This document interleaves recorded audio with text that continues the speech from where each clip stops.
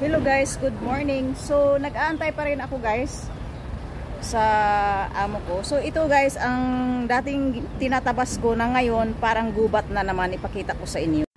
So ngayon guys, ganyan kahaba guys ang damo. Oh, ganyan kahaba ang damo.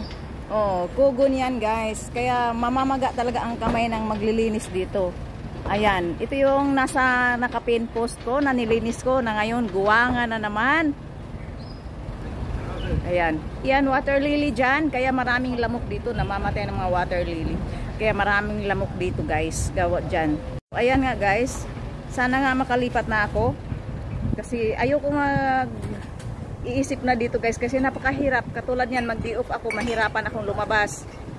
Kung tatawag akong taxi, hindi kagad ako makapunta sa taxi kasi yung matanda, walang magbantay. So ngayon, nag-offer ang amo ko na ihatid niya ako sa Sinchu City kasi nga si Lula walang mag-ano. Ayan, dito ako guys. Siguro pipick up sila ng basura guys. Ayan.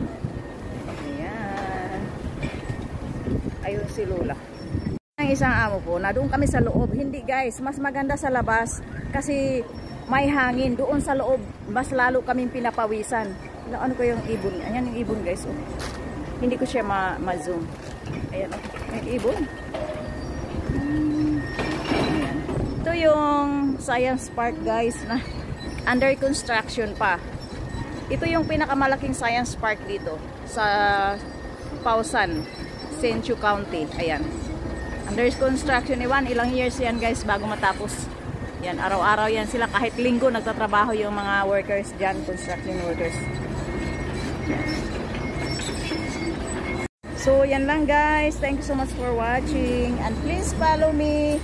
Inaantay ko pa rin ang amo ko guys. Wala pa rin siya. Please follow me. Bye for now.